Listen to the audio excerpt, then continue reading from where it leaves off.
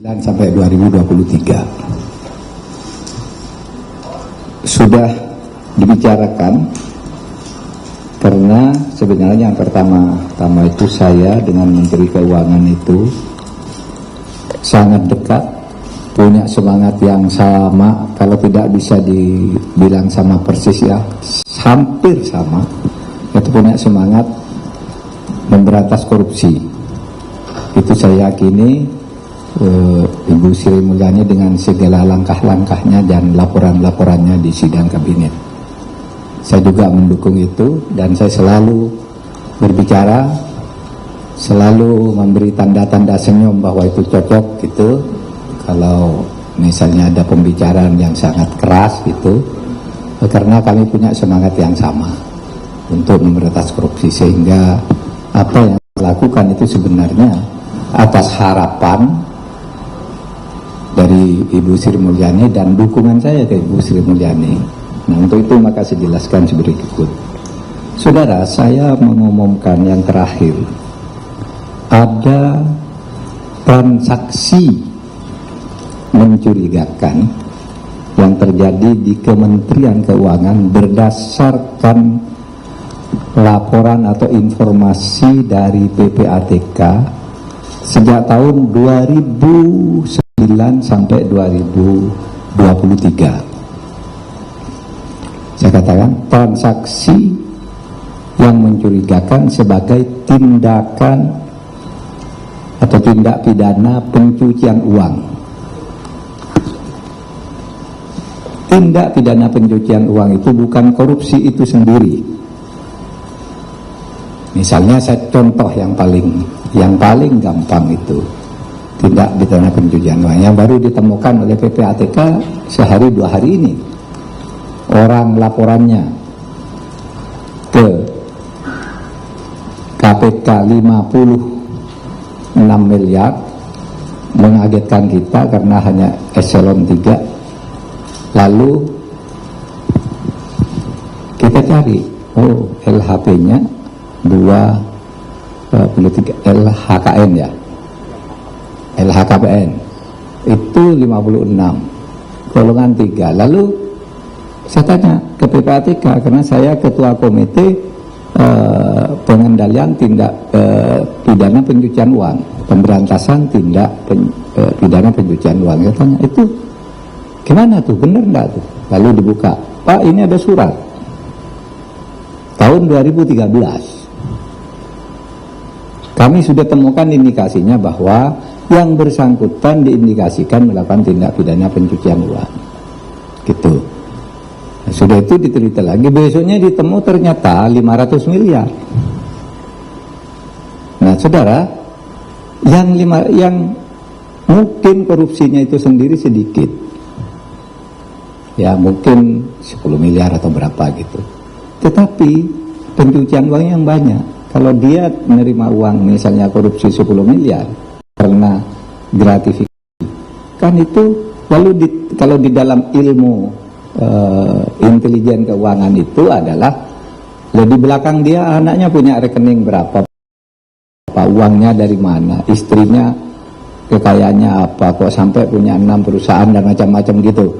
Nah, itu yang di dalam undang-undang kita supaya dikonstruksi dalam hukum tindak pidana pencucian uang, sehingga kalau disimpulkan di Kementerian Keuangan itu memang benar ada masalah-masalah ini, tetapi tidak semuanya benar.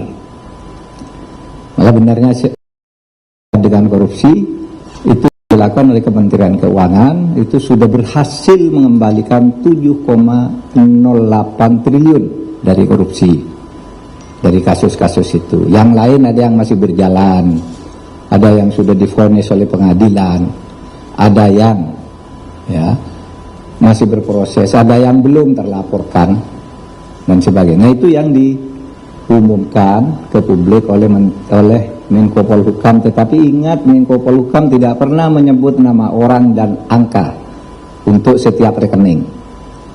Misalnya orang saya korupsi, lalu di belakang sana ada punya emas ton, terus anak saya punya showroom, anak saya lagi yang satu ini, yang begitu itu yang diduga tindak pencucian uang karena korupsi saya itu tadi yang beranak pinak gitu.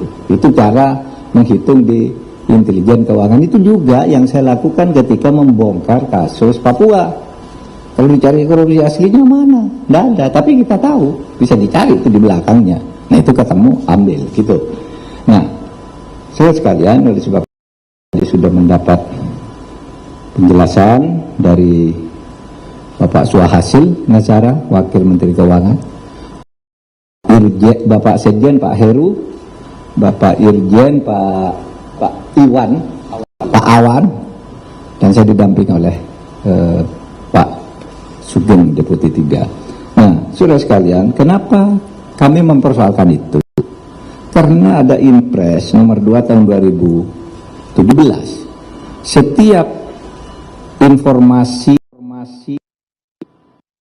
dugaan pencucian uang yang dikeluarkan oleh PPATK itu baik karena permintaan dari instansi yang bersangkutan ataupun karena inisiatif PPATK karena laporan masyarakat.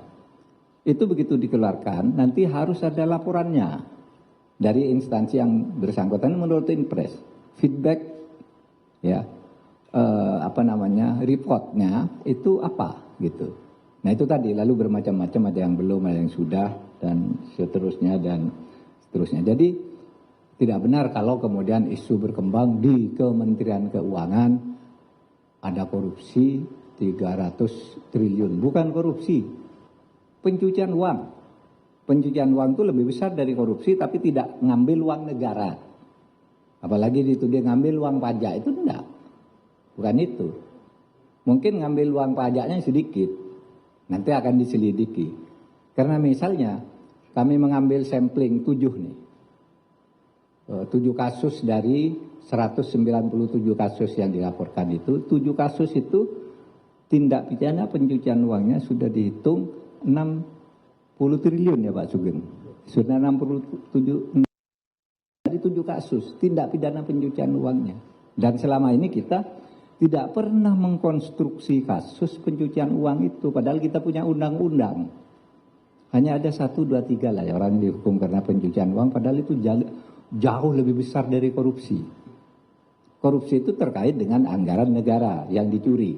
Oleh Kementerian Keuangan sudah berhasil dikembalikan 7,08 triliun. Nah yang pencucian uangnya yang 300-an ini akan kita tindak lanjuti.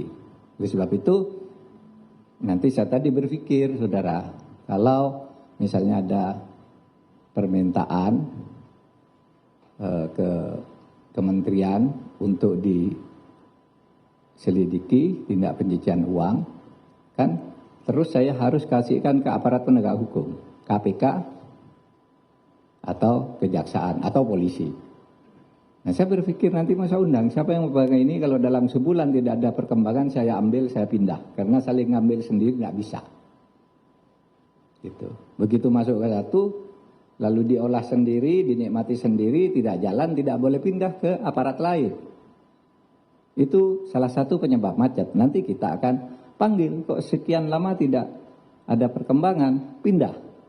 Dari misalnya kejaksaan ke KPK, ya berdasar kesepakatan aja di sini antar pimpinan. Kalau menunggu undang-undang itu dibuat, ya tidak selesai lagi, kita kesulitan lainnya. Saya kira itu, saudara, dari saya tadi sama Kementerian Keuangan. Saya sebenarnya mau jumpa pers dengan saudara ini bersama Bu Sri Mulyani, tapi Bu Sri Mulyani baru mendarat dari Jogja, saya baru menjabat dari Denpasar. Sementara besok lusa saya sudah harus ke Australia lagi. Sudah disepakati bersama Wamen saja. Kita membangun komitmen hari ini. Ya. Oke, saya kira itu penjelasan saya. Silakan, Mbak. Terima kasih Pak Menko. Teman-teman media yang saya hormati, Assalamualaikum warahmatullahi wabarakatuh. Pada sore hari ini, Menko Polhukam Mahfud MD menyampaikan soal maksud yang disampaikan transaksi janggal 300 triliun rupiah di Kementerian Keuangan yang disebut bukan korupsi tapi tindak pidana pencucian uang yang sedang didalami. Kita akan kembali ke Sapa Indonesia Malam.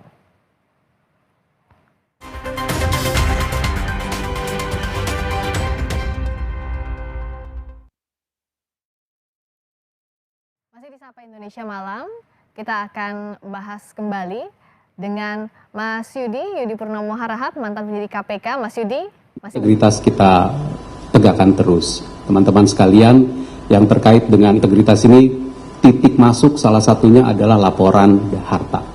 Laporan harta yang ingin saya sampaikan lagi bahwa seluruh pegawai Kementerian Keuangan wajib melaporkan hartanya di dalam sistem KPK maupun sistem internal Kementerian.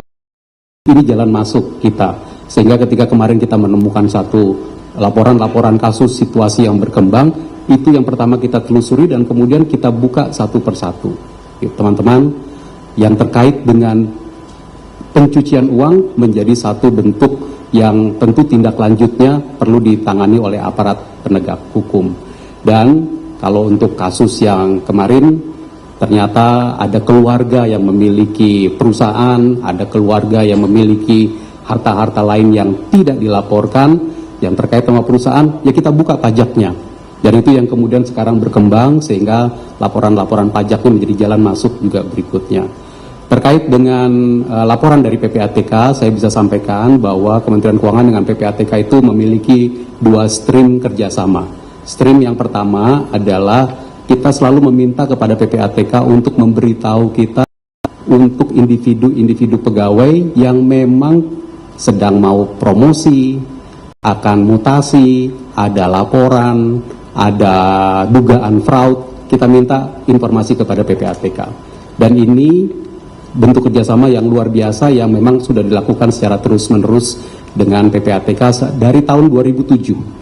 Sejak tahun 2007 sampai dengan sekarang ada 266 pertukaran laporan yang disampaikan PPATK kepada kami maupun yang diminta oleh Kementerian Keuangan kepada PPATK. Selain stream pertama itu, yang nanti biasanya itu rinci sekali transaksi dan juga analisis, selain itu kita juga memiliki stream di mana Direktorat Jenderal Pajak dan Direktorat Jenderal Bea Cukai juga memiliki koneksi dan kerjasama langsung dengan PPATK dalam rangka optimalisasi pengamanan dan memastikan hak dari penerimaan negara.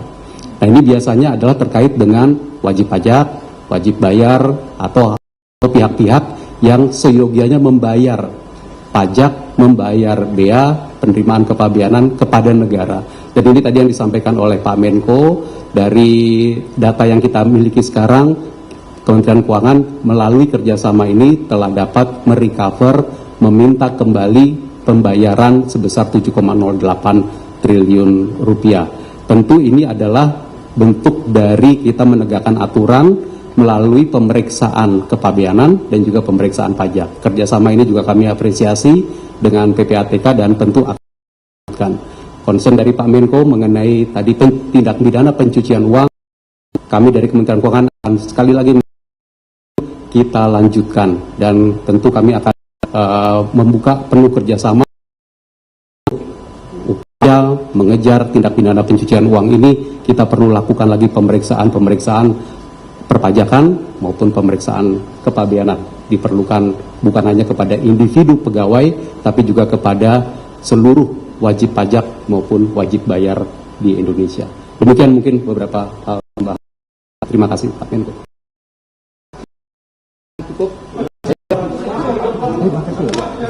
Ayo, coba ya. Yuk.